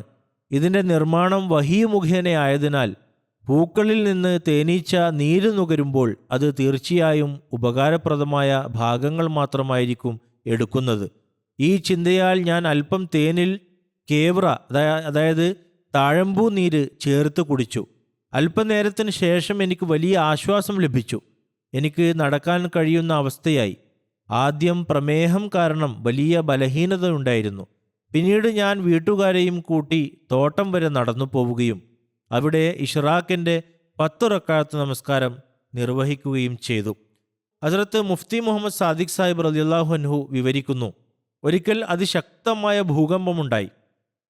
എല്ലാ കെട്ടിടങ്ങളും വസ്തുക്കളും ആടാനും ഒലയാനും തുടങ്ങി. ആളുകൾ പരിഭ്രാന്തരായി പേടിച്ചു വിറച്ചു. അത്തരം സമയങ്ങളിൽ ദൈവത്തിൻ്റെ മസീഹിൻ്റെ അവസ്ഥ കാണേണ്ടതായിരുന്നു. കാരണം ഹദീസുകളിൽ നാം വായിക്കാറുണ്ടായിരുന്നു, നബി തിരുമേനി സല്ലല്ലാഹു അലൈഹി വസല്ലം ഇത്തരത്തിലുള്ള ആകാശീയവും ഭൗമികവുമായ സംഭവങ്ങളിൽ അള്ളാഹുവിനോടുള്ള ഭയം തൻ്റെ മുഖത്ത് പ്രകടിപ്പിക്കാറുണ്ടായിരുന്നു. ചെറിയൊരു മേഘം പ്രത്യക്ഷപ്പെടുമ്പോൾ പോലും അദ്ദേഹം അസ്വസ്ഥനാകാറുണ്ടായിരുന്നു. ചിലപ്പോൾ പുറത്തിറങ്ങും, ചിലപ്പോൾ അകത്തു പോകും. ചുരുക്കത്തിൽ ആ സമയത്തും അള്ളാഹുവിൻ്റെ നബി ആർക്കാണോ കൂടുതൽ ജ്ഞാനമുള്ളത് അവനാണ് കൂടുതൽ ഭയപ്പെടുന്നത് എന്ന പേർഷ്യൻ ചൊല്ലിനെ പ്രായോഗികമായി സത്യപ്പെടുത്തി കാണിച്ചു. ഭൂകമ്പം തുടങ്ങിയ ഉടനെ തന്നെ അദ്ദേഹം തൻ്റെ കുടുംബത്തോടും കുട്ടികളോടും ഒപ്പം അള്ളാഹുവിൻ്റെ സന്നിധിയിൽ പ്രാർത്ഥനയിൽ മുഴുകുകയും തൻ്റെ നാഥൻ്റെ മുന്നിൽ സുജൂദിൽ വീഴുകയും ചെയ്തു. ഒരുപാട് സമയം ഖിയാമിലും റുക്കൂയിലും സുജൂദിലുമായി ഭൃത്യന്മാരടങ്ങുന്ന ആ കുടുംബം മുഴുവൻ ദൈവഭയത്താൽ വിറച്ചുകൊണ്ട് കിടന്നു. ഹസ്രത്ത് മുസ്ലിം മൗദ് റളിയല്ലാഹു തആല അൻഹു ജമാഅത്തായ നമസ്കാരങ്ങളുടെ പ്രാധാന്യം വിവരിക്കവേ ഇപ്രകാരം പരാമർശിച്ചു. ഇന്ന് ആളുകൾ ദൂരസ്ഥലങ്ങളിൽ താമസിക്കുന്നതിനാലും പള്ളികളിൽ വരുന്നത് പ്രയാസമായതിനാലും വീടുകളിൽ നമസ്കരിക്കാറുണ്ട്. പഴയകാലത്ത് ദൂരം കൂടുതലായിരുന്നതിനാലും വാഹനങ്ങൾ ഇല്ലാത്തതിനാലും ആളുകൾ വീടുകളിൽ നമസ്കരിക്കുമായിരുന്നു. എന്നാൽ വീടുകളിൽ നമസ്കരിക്കുമ്പോൾ തനിയെ നമസ്കരിക്കരുത്, മറിച്ച് ജമാഅത്തായി തന്നെ നമസ്കരിക്കണമെന്ന് ഹസ്രത്ത് മുസ്ലിം മൗദ് റളിയല്ലാഹു തആല അൻഹു പറഞ്ഞു. അദ്ദേഹം പറയുന്നു, ജമാഅത്തായി നമസ്കരിക്കാനുള്ള ഒരു രീതി ഭാര്യയെയും കുട്ടികളെയും കൂട്ടി വീട്ടിൽ വെച്ച് തന്നെ ജമാഅത്ത് നടത്തുക എന്നതാണ്. പള്ളിയിൽ പോകാൻ സാധിക്കുന്നില്ലെങ്കിൽ വീട്ടിൽ വെച്ച് തന്നെ ജമാഅത്ത് നടത്തുക. കാരണം ദൂരം കാരണം തനിയെ നമസ്കരിക്കുന്ന ശീലം വന്നുപോയിട്ടുണ്ടെന്നും ജമാഅത്തായ നമസ്കാരത്തിൻ്റെ പ്രാധാന്യം ആളുകളുടെ മനസ്സിൽ കുറഞ്ഞിട്ടുണ്ടെന്നും അദ്ദേഹം പറഞ്ഞു. ഇതാണ് നാം ഇന്നും കാണുന്നത്. അതിനാൽ ഈ ശീലം ഉപേക്ഷിക്കുകയും ജമാഅത്തായി നമസ്കരിക്കാൻ ശീലിക്കുകയും ചെയ്യുക. ഇന്നും എവിടെയെല്ലാം കുറവുകളുണ്ടോ അവിടെ ആളുകൾ ശ്രദ്ധിക്കണം. വീടുകളിൽ കുട്ടികളോടൊപ്പം നമസ്കരിക്കണം. അതിലൂടെ കുട്ടികൾക്കും നമസ്കാര ശീലമുണ്ടാകും. പിന്നീട് അദ്ദേഹം ഹസ്രത്ത് മസീഹ് മൗഊദ് അലൈഹി സ്വലാത്തു വസ്സലാമിൻ്റെ മാതൃക നൽകി. പള്ളിയിൽ പോകാൻ സാധിക്കാത്ത അവസരങ്ങളിൽ അദ്ദേഹം വീട്ടിൽ വെച്ച് തന്നെ ജമാഅത്ത് നടത്താറുണ്ടായിരുന്നുവെന്നും വളരെ അപൂർവമായി വല്ല ബുദ്ധിമുട്ടും കാരണമേ തനിയെ നമസ്കരിക്കാറുണ്ടായിരുന്നുള്ളൂ എന്നും പറഞ്ഞു. മിക്കവാറും ഞങ്ങളുടെ മാതാവിനെ കൂട്ടി ജമാഅത്തായി നമസ്കരിക്കും. മാതാവിനോടൊപ്പം മറ്റ് സ്ത്രീകളും അതിൽ പങ്കുചേരുമായിരുന്നു. ഹസ്രത്ത് സയ്യിദ് സൈനുൽ ആബ്ദീൻ വലിയുല്ല ഷാ സാഹിബ് വിവരിക്കുന്നു, ഞാൻ 1935 സിയാൽകോട്ടിൽ പോയി. അവിടെ വെച്ച് ഫസൽദീൻ സാഹിബിൻ്റെ മകളും ഹാഫിസ് മുഹമ്മദ് ഷഫീർ സാഹിബിൻ്റെ മാതാവുമായ ഹയാത്ത് ബീബി എന്ന വൃദ്ധയെ കാണാൻ ഇടയായി. അവരെ കണ്ടുമുട്ടിയപ്പോൾ അവർ വീടിൻ്റെ ഉമ്മറപ്പടിയിൽ ഇരിക്കുകയായിരുന്നു. ഞങ്ങൾ അവരെ തിരിച്ചറിഞ്ഞില്ലെങ്കിലും അവർ ഞങ്ങളെ തിരിച്ചറിഞ്ഞു. അസ്സലാമു അലൈക്കും എന്ന് പറയുകയും അടുത്തു വരാൻ പറയുകയും ചെയ്തു. അന്ന് അവർക്ക് 105 വയസ്സായിരുന്നു. പ്രായം പഴയ ലഹളയുടെ കാലത്ത് കച്ചേരികൾക്കും ഓഫീസുകൾക്കും തീയിട്ടപ്പോൾ താൻ യുവതിയായിരുന്നുവെന്ന് അവർ പറഞ്ഞു. സംസാരത്തിനിടയിൽ അവർ പറഞ്ഞു, മിർസ സാഹിബ്, അതായത് ഹസ്രത്ത് മസീഹ്മദ് അലൈഹി സ്വലാത്തു വസ്സലാം ആദ്യം സിയാൽകോട്ടിൽ ജോലിക്ക് വന്ന കാലം മുതൽ എനിക്ക് അദ്ദേഹത്തെ അറിയാം. അന്ന് അദ്ദേഹത്തിൻ്റെ മുഖത്ത് രോമങ്ങൾ കിളിർത്തു വരുന്നതേ ഉണ്ടായിരുന്നുള്ളൂ. പൂർണ്ണമായി താടി വളർന്നിരുന്നില്ല. സിയാൽകോട്ടിൽ വന്ന ശേഷം മിർസ സാഹിബ് എൻ്റെ പിതാവിൻ്റെ വീട്ടിൽ വരികയും അദ്ദേഹത്തെ വിളിച്ചു പറഞ്ഞു, മിയാ ഫസൽദീൻ സാഹിബ്, നിങ്ങളുടെ 2ാമത്തെ വീട് എനിക്ക് താമസിക്കാൻ നൽകുക. അത് വാടകയ്ക്ക് എടുക്കാനായിരുന്നു ഉദ്ദേശിച്ചത്. എൻ്റെ പിതാവ് വാതിൽ തുറന്നു. അദ്ദേഹം അകത്തു വന്നു. പിതാവ് വെള്ളവും കട്ടിലും മുസല്ലയും എല്ലാം ഒരുക്കിക്കൊടുത്തു. ഹസ്രത്ത് മസീഹ്മദ് അലൈഹി സ്വലാത്തു വസ്സലാം കോടതിയിൽ നിന്ന് മടങ്ങി വരുമ്പോൾ ആദ്യം എൻ്റെ പിതാവിനെ വിളിക്കും. എന്നിട്ട് അദ്ദേഹത്തെയും കൂട്ടി വീട്ടിനുള്ളിലേക്ക് പോകും. മിർസ സാഹിബ് കൂടുതൽ സമയം എൻ്റെ പിതാവിനോടൊപ്പമാണ് ചെലവഴിച്ചിരുന്നത്. അദ്ദേഹത്തിനുള്ള ഭക്ഷണം ഞങ്ങളുടെ വീട്ടിലാണ് പാകം ചെയ്തിരുന്നത്. പിതാവാണത് എത്തിച്ചു കൊടുത്തിരുന്നത്. മിർസ സാഹിബ് അകത്തു പോയാൽ വാതിൽ അടയ്ക്കും. മുറ്റത്തിരുന്ന് ഖുർആൻ ഓതിക്കൊണ്ടിരിക്കും. പിതാവ് പറയാറുണ്ടായിരുന്നു, മിർസ സാഹിബ് ഖുർആൻ ഓതിക്കൊണ്ടിരിക്കെ ചിലപ്പോൾ സുജൂദിൽ വീഴും. ദീർഘനേരം സുജൂദ് ചെയ്യും. ഭൂമി നനയുന്നത് വരെ അദ്ദേഹം കരയാറുണ്ടായിരുന്നു എന്ന്. ഹസ്രത്ത് മസീഹ്മദ് അലൈഹി സ്വലാത്തു വസ്സലാമിനെ കുറിച്ചുള്ള കാര്യങ്ങൾ വിവരിക്കവേ പലതവണ അവർ പറഞ്ഞു, ഞാൻ അങ്ങയുടെ നാമത്തിന് ബലിയാകട്ടെ. തൻ്റെ മകൻ്റെ സാന്നിധ്യത്തിലാണ് അവർ ഈ കാര്യങ്ങൾ വിവരിച്ചത്. ഹസ്രത്ത് ഷേഖ് യാക്കൂബ് അലി സാഹിബ് ഇർഫാനി ഡോക്ടർ അല്ലാമ ഇക്ബാലിൻ്റെ ഉസ്താദായ മൗലവി മീർ ഹസൻ സാഹിബിൻ്റെ ഒരു റിപ്പോർട്ട് ഇപ്രകാരം വിവരിക്കുന്നു. ഹസ്രത്ത് മിർസ സാഹിബ് ആദ്യം കശ്മീരി മഹലിൽ ഉമ്ര എന്ന കശ്മീരിയുടെ വീട്ടിൽ ഈ വിനീതൻ്റെ വീട്ടിനടുത്ത് വാടകയ്ക്ക് താമസിക്കുകയായിരുന്നു. കോടതിയിൽ നിന്ന് വന്നാൽ അദ്ദേഹം ഖുർആൻ പാരായണത്തിൽ മുഴുകും. ഇരുന്നു കൊണ്ടും നിന്നുകൊണ്ടും നടന്നുകൊണ്ടും തിലാവത്ത് ചെയ്യുകയും പൊട്ടിക്കരയുകയും ചെയ്യും. സമാനതകളില്ലാത്ത അത്രയും വിനയത്തോടും ഭയഭക്തിയോടുമാണ് അദ്ദേഹം പാരായണം ചെയ്തിരുന്നത്. പിന്നീട് എഴുതുന്നു, അക്കാലത്തെ പതിവനുസരിച്ച് കേസുകൾക്കും ശിപാർശകൾക്കുമായി ആളുകൾ അദ്ദേഹത്തിൻ്റെ അടുത്ത് വരാറുണ്ടായിരുന്നു. ഉദ്യോഗസ്ഥരുടെ അടുത്ത് പോകുന്നത് പോലെ വിധി തങ്ങൾക്ക് അനുകൂലമാകാൻ വേണ്ടി. അക്കാലത്ത് വീടിൻ്റെ ഉടമസ്ഥനായ ഉമ്രയുടെ മൂത്ത സഹോദരൻ ഫസൽദീൻ സാഹിബായിരുന്നു അവിടെ മാന്യനായി കരുതപ്പെട്ടിരുന്നത്. ഒരിക്കൽ ആളുകൾ കോടതിയിൽ തൻ്റെ അടുത്ത് വരുന്നത് കണ്ട് ഹസ്രത്ത് മസീഹ്മദ് അലൈഹി സ്വലാത്തു വസ്സലാം മിയാ ഫസൽദീനെ വിളിച്ചു പറഞ്ഞു, മിയാ ഫസൽദീൻ, ഈ ആളുകളോട് ഇവിടെ വരരുതെന്ന് പറഞ്ഞു കൊടുക്കുക. അവർ സ്വന്തം സമയവും എൻ്റെ സമയവും നശിപ്പിക്കുകയാണ്. എനിക്കൊന്നും ചെയ്യാൻ കഴിയില്ല. ഞാൻ ജഡ്ജിയല്ല. എൻ്റെ ജോലികൾ ഞാൻ കോടതിയിൽ വെച്ച് തന്നെ തീർക്കാറുണ്ട്. അതനുസരിച്ച് മിയാ ഫസൽദീൻ ആ ആളുകളെ അവിടെ നിന്ന് പറഞ്ഞുവിടുമായിരുന്നു. പട്യാലയിലെ അമുസ്ലിമായ മുൻഷി അബ്ദുൽ വാഹിദ് സാഹിബ് അദ്ദേഹത്തിൻ്റെ ഖുർആൻ പാരായണത്തെക്കുറിച്ച് പറയുന്നു, 14-15 വയസ്സുള്ളപ്പോൾ തന്നെ അദ്ദേഹം പകൽ മുഴുവൻ ഖുർആൻ ഓതുകയും അതിൻ്റെ മാർജിനിൽ കുറിപ്പുകൾ എഴുതുകയും ചെയ്യുമായിരുന്നു. ഹസ്രത്ത് മുസ്ലിഹ്മദ് റളിയല്ലാഹു തആല അൻഹു ഹസ്രത്ത് മസീഹ്മദ് അലൈഹി സ്വലാത്തു വസ്സലാമിനെ കുറിച്ച് എഴുതുന്നു, അദ്ദേഹത്തിന് തൻ്റെ പിതാവിൻ്റെ കാലത്ത് തന്നെ ലൗകിക വിരക്തി തോന്നുന്ന രീതിയിലുള്ള അനുഭവങ്ങൾ കുട്ടിക്കാലത്തുണ്ടായിട്ടുണ്ട്. വളരെ ചെറിയ കുട്ടിയായിരിക്കുമ്പോൾ തന്നെ അദ്ദേഹത്തിൻ്റെ ആഗ്രഹങ്ങളെല്ലാം അള്ളാഹുവിൻ്റെ പ്രീതി നേടുന്നതിലായിരുന്നു. അദ്ദേഹത്തിൻ്റെ ജീവചരിത്രകാരനായ ഷേഖ് യാക്കൂബ് അലി സാഹിബ് കുട്ടിക്കാലത്തെ ഒരു അത്ഭുത സംഭവം വിവരിക്കുന്നു. അദ്ദേഹം വളരെ ചെറിയ പ്രായമായിരിക്കുമ്പോൾ തൻ്റെ കൂടെ കളിച്ചിരുന്ന ഒരു പെൺകുട്ടിയോട് പിന്നീട് അദ്ദേഹം അവരെ വിവാഹം കഴിച്ചു. ഇപ്രകാരം പറയുമായിരുന്നു, എനിക്ക് നമസ്കാരത്തിനുള്ള സൗഭാഗ്യമുണ്ടാകാൻ നീ ദുആ ചെയ്യുക. കുട്ടിക്കാലത്തെ ഈ വാചകത്തിൽ നിന്ന് അദ്ദേഹത്തിൻ്റെ ഹൃദയത്തിൽ എത്രമാത്രം വികാരങ്ങൾ അലയടിച്ചിരുന്നുവെന്നും അദ്ദേഹത്തിൻ്റെ ആഗ്രഹങ്ങളുടെ കേന്ദ്രം അള്ളാഹു മാത്രമായിരുന്നുവെന്നും മനസ്സിലാക്കാൻ കഴിയും. ഒപ്പം ആ ചെറിയ പ്രായത്തിലെ ബുദ്ധിശക്തിയും ഇതിലൂടെ വ്യക്തമാണ്. കാരണം ആ പ്രായത്തിലും എല്ലാ ആഗ്രഹങ്ങളും പൂർത്തിയാക്കുന്നത് അള്ളാഹുവാണെന്നും ആരാധനയ്ക്ക് തൗഫീക്ക് നൽകുന്നതും അവൻ തന്നെയാണെന്നും അദ്ദേഹം തിരിച്ചറിഞ്ഞിരുന്നു. ദുനിയാവിനെ ദൈവമായി കാണുന്ന ആളുകൾക്കിടയിൽ വളർന്നിട്ടും ഇത്തരമൊരു ചിന്ത വരണമെങ്കിൽ അത് ദുനിയാവിൻ്റെ മാലിന്യങ്ങളിൽ നിന്ന് മുക്തമായതും ലോകത്ത് വലിയ മാറ്റങ്ങൾ വരുത്താനായി അള്ളാഹുവിൻ്റെ സഹായം ലഭിച്ചതുമായ ഒരു ഹൃദയത്തിൽ നിന്ന് മാത്രമേ പുറത്തു വരൂ. ഹസ്രത്ത് മുഫ്തി മുഹമ്മദ് സാദിഖ് സാഹിബ് വിവരിക്കുന്നു, ഹസ്രത്ത് മസീഹുമദ് അലൈഹി സ്വലാത്തു വസ്സലാം പറഞ്ഞു, ഞാൻ കുട്ടിക്കാലം മുതൽ നോമ്പ് നോറ്റ് ശീലിച്ചവനാണ്. ഒരിക്കൽ കുട്ടിക്കാലത്ത് നോമ്പ് നോറ്റപ്പോൾ രോഗിയായി എങ്കിലും ബാക്കി 29 നോമ്പുകൾ പൂർത്തിയാക്കി.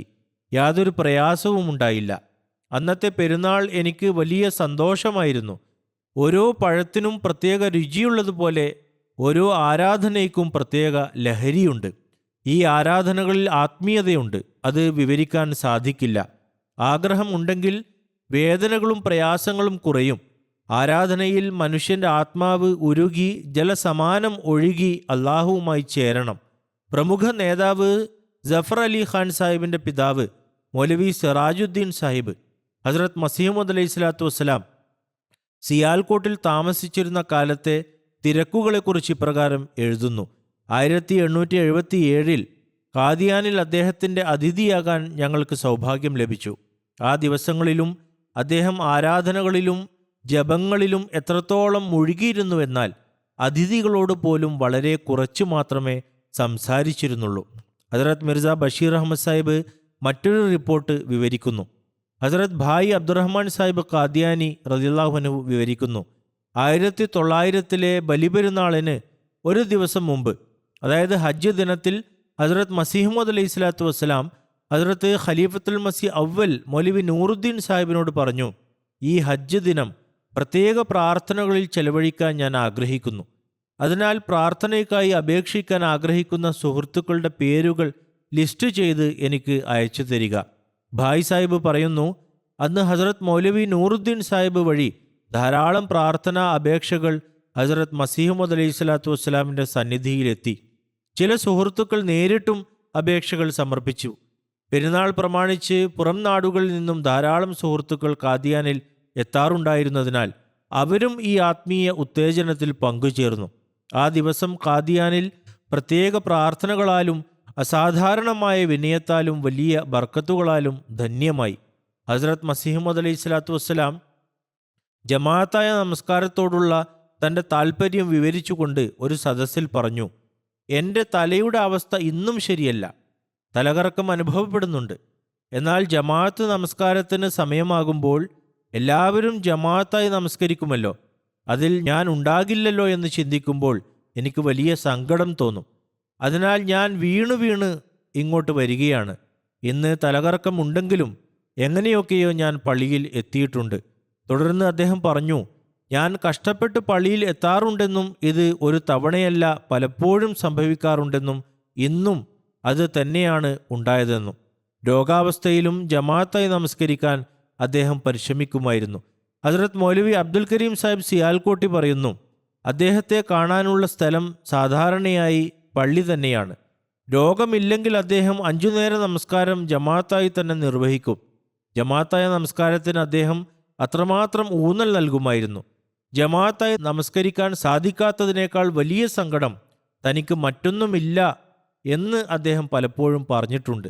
മൗലവി സാഹിബ് എഴുതുന്നു, ആളുകളുടെ വരവ് കുറവായിരുന്ന കാലത്ത് അദ്ദേഹം ഇപ്രകാരം ആഗ്രഹം പ്രകടിപ്പിച്ചിരുന്നു, നമുക്ക് സ്വന്തമായി ഒരു ജമാഅത്ത് ഉണ്ടാവുകയും അവരോടൊപ്പം 5 നേരം നമസ്കരിക്കാൻ സാധിക്കുകയും ചെയ്തിരുന്നുവെങ്കിൽ എത്ര നന്നായിരുന്നു. ഇതിനായി താൻ പ്രാർത്ഥനയിലാണെന്നും അള്ളാഹു അത് സ്വീകരിക്കുമെന്നും അദ്ദേഹം പറയുമായിരുന്നു. മൗലവി സാഹിബ് ഈ സംഭവം എഴുതുമ്പോൾ അള്ളാഹുവിൻ്റെ അനുഗ്രഹത്താൽ നമസ്കാരക്കാരുടെ എണ്ണം 80-90 ഉണ്ടായിരുന്നു. ഇന്ന് അള്ളാഹുവിൻ്റെ അനുഗ്രഹത്താൽ എല്ലാ രാജ്യങ്ങളിലും നമുക്ക് മസ്ജിദുകളുണ്ട്. അതിനാൽ 5 നേരവും ജമാഅത്തായി നമസ്കരിച്ച് നമ്മുടെ പള്ളികളെ സജീവമാക്കാൻ നാം പരിശ്രമിക്കണം. നമസ്കാരം കഴിഞ്ഞാൽ ഉടൻ അദ്ദേഹം അകത്തു പോവുകയും എഴുത്തു ജോലികളിൽ മുഴുകുകയും ചെയ്യുമായിരുന്നുവെന്ന് മൗലവി സാഹിബ് എഴുതുന്നു. മഗ്രിബിന് ശേഷം അദ്ദേഹം മസ്ജിദിൽ തന്നെ ഇരിക്കുകയും സുഹൃത്തുക്കളോടൊപ്പം അവിടെ നിന്ന് ഭക്ഷണം കഴിക്കുകയും ഇശാ കഴിഞ്ഞ് അകത്തേക്ക് പോവുകയും ചെയ്യുമായിരുന്നു. ഹസരത്ത് അബ്ദുസത്താർ സാഹിബ് വിവരിക്കുന്നു, ഹസരത്ത് സാഹിബിൻ്റെ വാദത്തിനു മുമ്പ് മസ്ജിദ് മുബാറക്കിൻ്റെ ചെറിയ ഭാഗം നിർമ്മിച്ച കാലത്ത് ഹസരത്ത് മസീഹ്മൂദ് അലൈഹി സ്വലാത്തു വസ്സലാം ലുഹർ, അസർ, മഗ്രിബ്, ഇഷാ നമസ്കാരങ്ങൾക്ക് നേതൃത്വം നൽകുമായിരുന്നു. മിയാ ഗുലാം അബ്ദുസ്സത്താർ, മിയാ ജാം മുഹമ്മദ് സാഹിബ് എന്നീ 3 പേര് മാത്രമായിരുന്നു അന്ന് മാമൂമിങ്ങൾ, അതായത് പിന്തുടർന്ന് നമസ്കരിച്ചവർ. ഹസരത്ത് സാഹിബ് നമസ്കരിക്കുന്ന രീതി എനിക്കറിയാം. എല്ലാ നമസ്കാരങ്ങളും കൃത്യസമയത്ത് വളരെ വിനയത്തോടും കരച്ചിലോടും കൂടി അദ്ദേഹം നിർവഹിക്കും. ഒരു കുട്ടി തൻ്റെ മാതാപിതാക്കളുടെ മുന്നിൽ കരഞ്ഞു ചോദിക്കുന്നത് പോലെ അത്തരം നമസ്കാരങ്ങൾ ഞങ്ങളുടെ ഹൃദയങ്ങളിൽ വലിയ സ്വാധീനം ചെലുത്തിയിരുന്നു. ഞങ്ങൾക്ക് ലഭിച്ച ആദ്യ പാഠം ഇതായിരുന്നു. നമസ്കാരം കഴിഞ്ഞ് അദ്ദേഹം ഇരിക്കുമ്പോൾ ഞങ്ങൾ അദ്ദേഹത്തിൻ്റെ മുഖത്തേക്ക് നോക്കിയിരിക്കും. ആ പ്രകാശപൂരിതമായ മുഖം ഞങ്ങളുടെ ഹൃദയങ്ങളെ ആകർഷിക്കുമായിരുന്നു. പീർ സിറാജുൽ ഹക്ക് നോമാനി സാഹിബ് വിവരിക്കുന്നു, ഹസരത്ത് മസീഹ്മൂദ് അലൈഹി സ്വലാത്തു വസ്സലാം നിർവഹിക്കുന്ന ജനാസ നമസ്കാരം, സുബ്ഹാനല്ലാ, അത് എത്ര മനോഹരവും സുന്നത്തനുസരിച്ചുള്ളതുമായിരുന്നു. 100 കണക്കിന് തവണ അദ്ദേഹത്തോടൊപ്പം ജനാസ നമസ്കാരം നിർവഹിക്കാൻ എനിക്ക് സൗഭാഗ്യം ലഭിച്ചു. ഒരിക്കൽ ഖാദിയാനിയായ മിയാ ജാം മുഹമ്മദ് സാഹിബ് വഫാത്തായി. ഹസരത്ത് മസീഹ്മൂദ് അലൈഹി സ്വലാത്തു വസ്സലാം ജനാസയോടൊപ്പം പോയി. മർഹൂം അദ്ദേഹത്തിൻ്റെ വലിയ അനുയായിയും പ്രണയിയുമായിരുന്നു. എത്ര തിരക്കിലാണെങ്കിലും മർഹൂം വന്നാൽ അദ്ദേഹം എല്ലാ ജോലികളും മാറ്റിവെച്ച് അദ്ദേഹത്തെ കാണുമായിരുന്നു. ഖബർസ്ഥാനിൽ വെച്ച് ഹസരത്ത് മസീഹ്മൂദ് അലൈഹി സ്വലാത്തു വസ്സലാം തന്നെ ജനാസ നമസ്കാരത്തിന് നേതൃത്വം നൽകി. നമസ്കാരം ഒരുപാട് നീണ്ടുപോയി. ഞങ്ങളുടെ കാലുകൾക്കും കൈകൾക്കും വേദന അനുഭവപ്പെട്ടു. മറ്റുള്ളവരുടെ കാര്യം എനിക്കറിയില്ല, എങ്കിലും എൻ്റെ അവസ്ഥ വളരെ മോശമായി. മുമ്പ് ഒരിക്കലും എനിക്ക് ഇത്തരമൊരു അനുഭവം ഉണ്ടായിട്ടില്ല. കാരണം 2 മിനിറ്റ് കൊണ്ട് ജനാസ നമസ്കാരം തീരുന്നത് കണ്ടാണ് ശീലിച്ചത്. പിന്നീട് ബോധം വന്നപ്പോഴാണ് യഥാർത്ഥ നമസ്കാരം ഇതാണെന്ന് എനിക്ക് മനസ്സിലായത്. പിന്നീട് ആരാധനയെക്കുറിച്ച് ശരിയായ തിരിച്ചറിവുണ്ടായപ്പോൾ എനിക്കതിൽ ലഹരിയും ആനന്ദവും അനുഭവപ്പെടാൻ തുടങ്ങി. നമസ്കാരം ഇനിയും ദീർഘിച്ചിരുന്നെങ്കിൽ എന്ന് ഞാൻ ആഗ്രഹിച്ചു പോയി. അതായത് തൻ്റെ അനുയായികളെയും അദ്ദേഹം അപ്രകാരം നമസ്കാരത്തിൻ്റെ ലഹരി അറിയിച്ചു. നമസ്കാരം കഴിഞ്ഞപ്പോൾ ഒരാൾ ചോദിച്ചു, ഹുസൂർ, നമസ്കാരം ഒരുപാട് നീണ്ടുപോയല്ലോ, ഞങ്ങൾ തളർന്നുപോയി. ഞങ്ങളുടെ അവസ്ഥ എന്തായിരിക്കും, അങ്ങയുടെ അവസ്ഥ എന്തായിരിക്കും? ഹസരത്ത് മസീഹ്മൂദ് അലൈഹി സ്വലാത്തു വസ്സലാം പറഞ്ഞു, തളർച്ചയുമായി നമുക്ക് എന്ത് ബന്ധം? നാം അള്ളാഹുവിനോട് പ്രാർത്ഥിക്കുകയായിരുന്നു, ആ മർഹൂമിനായി മാപ്പിരക്കുകയായിരുന്നു. ഭിക്ഷു എപ്പോഴെങ്കിലും തളരുമോ? ചോദിച്ചു മടുക്കുന്നവൻ പിന്നിലായി പോകും. നാം ചോദിക്കുന്നവരും അവൻ നൽകുന്നവനുമാണ്, പിന്നെ എങ്ങനെ തളരാനാണ്? ഒരൽപ്പം പ്രതീക്ഷയുള്ളിടത്ത് പോലും ചോദിക്കുന്നവൻ ഉറച്ചു നിൽക്കും. അള്ളാഹുവിൻ്റെ സന്നിധിയിലാണെങ്കിൽ എല്ലാ പ്രതീക്ഷകളുമുണ്ട്. അവൻ നൽകുന്നവനും റഹ്മാനും റഹീമും മാലിക്കും അസീസുമാണ്. പിന്നെ തളരുന്നതിനെക്കുറിച്ച് എന്തു ചോദ്യമാണ്? ഇത്തരം ചിന്തയോടെ നമസ്കാരങ്ങൾ നിർവഹിക്കാൻ അള്ളാഹു നമുക്കും തൗഫീക്ക് നൽകട്ടെ. അള്ളാഹുവിൻ്റെ റസൂലിൻ്റെയും കൽപ്പന പ്രകാരം നമസ്കരിക്കുമെന്ന കരാറിലാണല്ലോ നാം ഹസരത്ത് മസീഹ്മൂദ് അലൈഹി സ്വലാത്തു വസ്സലാമിൻ്റെ ബയ്യത്ത് സ്വീകരിച്ചിരിക്കുന്നത്. അള്ളാഹുവിൻ്റെ അനുഗ്രഹങ്ങൾ ഓർത്തുകൊണ്ട് അവനെ സ്തുതിച്ച് നമസ്കരിക്കാൻ അള്ളാഹു നമുക്ക് തൗഫീക്ക് നൽകട്ടെ. നമസ്കാരത്തിന് ശേഷം ഞാൻ 2 ഗായിബ് ജനാസകൾ നമസ്കരിക്കും. ഒന്നാമത്തേത് നാരോവാൾ ഡിരിയൻ വാലിയിലെ മഹമ്മൂദ് അഹമ്മദ് ഭട്ട് സാഹിബിൻ്റെ ഭാര്യ അമത്തു ഷാഫി സാഹിബയുടേതാണ്. അവർ ഈയിടെ 84 വയസ്സിൽ വഫാത്തായി. ഇന്നാ ലില്ലാഹി വ ഇന്നാ ഇലൈഹി റാജിഊൻ. അള്ളാഹുവിൻ്റെ അനുഗ്രഹത്താൽ അവർ മൂസിയായിരുന്നു. ഹസരത്ത് മസീഹ്മൂദ് അലൈഹി സ്വലാത്തു വസ്സലാമിൻ്റെ സ്വഹാബി ഹസരത്ത് മൗലവി ഉമർദീൻ സാഹിബിൻ്റെ മകളായിരുന്നു. തൻ്റെ ഒരു സ്വപ്നത്തിൻ്റെ അടിസ്ഥാനത്തിൽ 1903 ഹസരത്ത് മസീഹ്മൂദ് അലൈഹി സ്വലാത്തു വസ്സലാമിൻ്റെ ജഹലും യാത്രക്കിടയിൽ ബയ്യത്ത് ചെയ്യാനുള്ള ഭാഗ്യം അവർക്ക് ലഭിച്ചു. സംതപ്ത കുടുംബത്തിൽ ഭർത്താവിനെ കൂടാതെ 6 പുത്രന്മാരും 5 പുത്രിമാരുമുണ്ട്. അവരുടെ ഒരു മകൻ ആസിഫ് മഹമ്മൂദ് ഭട്ട് സാഹിബ് ടൻസാനിയയിൽ മുറബി സിൽസിലയാണ്. അദ്ദേഹം തൻ്റെ ഔദ്യോഗിക കൃത്യനിർവഹണത്തിലായതിനാൽ മാതാവിൻ്റെ ജനാസയിലും കബറടക്കത്തിലും പങ്കെടുക്കാൻ സാധിച്ചില്ല. അവരുടെ ഒരു കൊച്ചുമകൻ ഉസാമ ഭട്ടും ഇവിടെ മുറബിയാണ്. അതുപോലെ ഒരു മരുമകനും മുറബിയാണ്. അതൊരു വാഖിഫെ ജിന്ദഗി കുടുംബമാണ്. ടാൻസാനിയയിലുള്ള ആസിഫ് മഹമ്മൂദ് ഭട്ട് സാഹിബ് എഴുതുന്നു, അവർ ഒരുപാട് ഗുണങ്ങളുള്ള വ്യക്തിയായിരുന്നു. അള്ളാഹുമായുള്ള ബന്ധമായിരുന്നു ഏറ്റവും വലിയ ഗുണം. സത്യസന്ധമായ സ്വപ്നങ്ങളും ദർശനങ്ങളും അവർക്ക് ലഭിക്കുമായിരുന്നു. ഖുർആൻ കരീമിനോട് വലിയ സ്നേഹമായിരുന്നു. എല്ലാ ദിവസവും ഫജറിന് ശേഷം മഹല്ലിലെ അഹമ്മദി അനഹമ്മദി കുട്ടികൾക്ക് അവർ ഖുർആൻ പഠിപ്പിച്ചു കൊടുക്കുമായിരുന്നു. ഖുർആൻ ഓതാനും കേൾക്കാനും അവർക്ക് വലിയ താല്പര്യമായിരുന്നു. അവർക്ക് ഖുർആൻ മിക്കവാറും മനഃപ്പാടമായിരുന്നു. വാർദ്ധക്യത്തിൽ പല കാര്യങ്ങളും മറന്നുപോയെങ്കിലും ഖുർആൻ അള്ളാഹുവിൻ്റെ അനുഗ്രഹത്താൽ ഓർമ്മയുണ്ടെന്ന് അവർ പറയുമായിരുന്നു. ഹദ്റത്ത് മസീഹ് അലൈഹി സ്വലാത്തു വസ്സലാമിൻ്റെ പുസ്തകങ്ങളോട് അവർക്ക് വലിയ താല്പര്യമായിരുന്നു. എപ്പോഴും ഏതെങ്കിലും പുസ്തകം വായനയിലുണ്ടാകും. അതുപോലെ ദുർറെ സമീൻ, കലാം മഹ്മൂദ്, ഹസ്രത്ത് ഖലീഫത്തുൽ മസീഹ് റാബി റഹ്മത്തുള്ളാഹിയുടെ കവിതകൾ എന്നിവയോട് വലിയ ബന്ധമായിരുന്നു. മിക്ക കവിതകളും അവർക്ക് മനഃപ്പാഠമായിരുന്നു. മരുമകൻ മസൂദ് സാഹിബ് പറയുന്നു, ഞാൻ ഖാദിയാനിൽ പോകുമ്പോൾ അവർ പറഞ്ഞു, അവിടെ പരമാവധി നടക്കുക, കാരണം ആ തെരുവുകളിലൂടെ ഹസ്രത്ത് മസീഹ് അലൈഹി സ്വലാത്തു വസ്സലാം നടന്നിട്ടുണ്ട്. അള്ളാഹു അവർക്ക് മാപ്പും കരുണയും നൽകട്ടെ. അവരുടെ പ്രാർത്ഥനകൾ മക്കൾക്ക് അനുകൂലമായി ഭവിക്കട്ടെ. രണ്ടാമത്തെ ജനാസ ലാഹോറിലെ മുക്കറം ഷേഖ് ബഷീർ അഹമ്മദ് സാഹിബിൻ്റെതാണ്. അദ്ദേഹം ഈയിടെ 97 വയസ്സിൽ വഫാത്തായി. ഇന്നാ ലില്ലാഹി വ ഇന്നാ ഇലൈഹി റാജിഊൻ. അള്ളാഹുവിൻ്റെ അനുഗ്രഹത്താൽ അദ്ദേഹം മൂസിയായിരുന്നു. 3 പുത്രന്മാരും 5 പുത്രിമാരുമാണ് അദ്ദേഹത്തിന് അനന്തരാവകാശികൾ ആയിട്ടുള്ളത്. സദറഞ്ചും അഹമ്മദിയയിലെ മുഖ്താറെ ആമായിരുന്ന ഷേഖ് മുഹമ്മദ്ദീൻ സാഹിബ് മർഹൂമിൻ്റെ ഇളയ മകനായിരുന്നു അദ്ദേഹം. കിഴക്കൻ ആഫ്രിക്ക, UK, അമേരിക്ക എന്നിവിടങ്ങളിലെ അമീറും മിഷണറി ഇൻചാർജുമായിരുന്നു ഷേഖ് മുബാറക് അഹമ്മദ് സാഹിബ്. മർഹൂമിൻ്റെയും അറബ് രാജ്യങ്ങളിലെ മുബല്ലിഗ് ഷേഖ് നൂർ അഹമ്മദ് സാഹിബ് മുനീറിൻ്റെയും ഇളയ സഹോദരനായിരുന്നു. തഹജ്ജുദ് ശീലമാക്കിയവനും നോമ്പിലും നമസ്കാരത്തിലും നിഷ്ഠയുള്ളവനും എല്ലാവരോടും ഇണങ്ങിച്ചേരുന്നവനും ഉന്നത സ്വഭാവത്തിന് ഉടമയുമായിരുന്നു അദ്ദേഹം. ജമാഅത്തെ അഹമ്മദിയ ലാഹോറിലെ ആത്മാർത്ഥതയുള്ള പ്രവർത്തകനായിരുന്നു. ചൗധരി അസദുല്ല ഖാൻ സാഹിബ്, ചൗധരി ഹമീദ് നസറുല്ല സാഹിബ് എന്നിവരുടെ ജില്ലാ ആമിലയിലെ സജീവ അംഗമായിരുന്നു. 20 വർഷത്തിലധികം സ്വന്തം ഹൽക്കയിലെ സദറായി സേവനമനുഷ്ഠിച്ചു. വളരെ ഉത്തമമായ രീതിയിൽ ജമാഅത്ത് കാര്യങ്ങൾ നിർവഹിക്കാറുണ്ടായിരുന്നു. മസ്ജിദ് നിർമ്മാണത്തിലും മറ്റു ജമാഅത്ത് സ്വത്തുക്കൾ വാങ്ങുന്നതിലൂടെ അദ്ദേഹം വലിയ പങ്ക് വഹിച്ചിട്ടുണ്ട്. ജമാഅത്തിൻ്റെ സാമ്പത്തിക പദ്ധതികളിൽ സജീവമായി പങ്കെടുക്കുകയും തൻ്റെ മക്കൾക്കും അതിനായി നിർദ്ദേശം നൽകുകയും ചെയ്യുമായിരുന്നു. ഖിലാഫത്തുമായി അങ്ങേയറ്റം വിശ്വസ്തമായ ബന്ധമായിരുന്നു അദ്ദേഹത്തിന്. ആ ബന്ധം അദ്ദേഹം എപ്പോഴും നിലനിർത്തുകയും മക്കൾക്കും അടുത്ത ബന്ധുക്കൾക്കും അതിനായി ഉണർത്തുകയും ചെയ്തിരുന്നു. ഞാനും കണ്ടിട്ടുണ്ട്. അദ്ദേഹം വളരെ വിനീതനായ ഒരു മനുഷ്യനായിരുന്നു. എല്ലാവരോടും വളരെ വിനയത്തോടെയാണ് ഇടപഴകിയിരുന്നത്. അദ്ദേഹത്തിൻ്റെ മകൾ ആസിഫ സയ്യിദുള്ള പറയുന്നു, ഫജറിന് ശേഷം അദ്ദേഹം വളരെ നല്ല ശബ്ദത്തിൽ ഖുർആൻ തിലാവത്ത് ചെയ്യാറുണ്ടായിരുന്നു. അത് ഞങ്ങൾ മക്കളുടെ എല്ലാം സുശിക്ഷണത്തിന് കാരണമായിത്തീർന്നു. അതുപോലെ അദ്ദേഹത്തിൻ്റെ മറ്റൊരു മകൾ, ഇവർ ഇവിടെയാണ് താമസം. അവർ പറയുന്നു, എൻ്റെ വിവാഹം റബുവിൽ നടന്നപ്പോൾ അദ്ദേഹം എന്നോട് പറഞ്ഞു, നീ വലിയ ഭാഗ്യവതിയാണ്. നീ റബുവ എന്ന കേന്ദ്രത്തിലേക്കാണ് പോകുന്നത്. മക്കൾക്ക് ശരിയായ തർബിയത്ത് നൽകാൻ അള്ളാഹു നിനക്ക് തൗഫീക്ക് നൽകട്ടെ.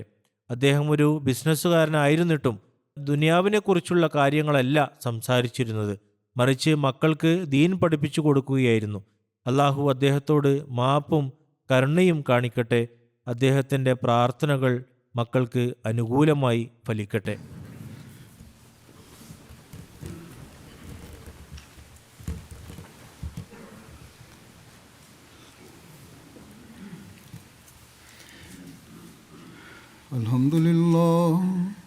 അൽഹംദുലില്ലാഹി നഹ്മദുഹു വനസ്തഈനുഹു വനസ്തഗ്ഫിറുഹു വനുഅ്മിനു ബിഹി വനതവക്കലു അലൈഹി വനഊദു ബില്ലാഹി മിൻ ശുറൂരി അൻഫുസിനാ വമിൻ സയ്യിആതി അഅ്മാലിനാ മൻ യഹ്ദിഹില്ലാഹു ഫലാ മുദില്ല ലഹു ومن يضلله فلا هادي له